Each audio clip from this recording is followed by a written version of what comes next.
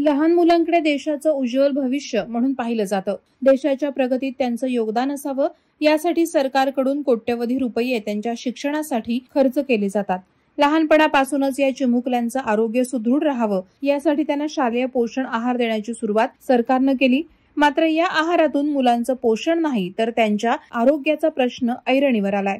पेण तालुक्यातील वडखळ अंगणवाडीत मुलांच्या पोषण आहाराच्या पाकिटामध्ये चक्क मेलेला उंदीर आढळलाय। या प्रकारामुळे प्रशासनाचा अनागोंदी कारभार पुन्हा चव्हाट्यावर आलाय।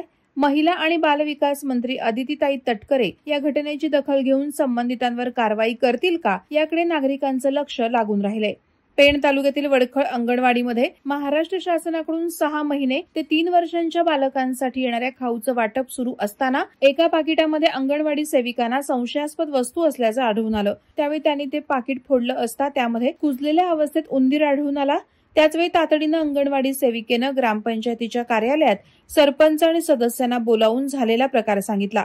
महत्वाची बाब म्हणजे मल्टीमिक्स सिरियल्स अँड प्रोटीन्स या पाकिटामध्ये उंदीर होता। जर अंगणवाडी सेविकेच्या नजरेतून ही बाब लक्षात आली नसती तर सर्वसामान्य मुलांच्या आरोग्याशी खेळ झाला असता। राज्य शासनाकडून गर्भवती माता आणि बालकांना पोषण आहार दिला जातो, पण राज्यातील अंगणवाडी आणि शाळांमधून दिला जाणारा पोषण आहार हा खरंच पोषक आहे का? विशेष म्हणजे याआधी देखील राज्यात अनेकदा अशा प्रकारच्या घटना घडल्यात, तरी देखील प्रशासनाला जाग येत नसल्यानं नागरिकांनी सरकारवर तीव्र नाराजी व्यक्त केली आहे। वादळवारा लाईव्हसाठी किरण बांधणकर, पेण। नवी मुंबई व रायगड जिल्ह्यातील ताज्या बातम्या आणि घडामोडींसाठी सबस्क्राईब करा वादळवारा लाईव्ह चॅनल आणि दाबा बेल आयकॉन।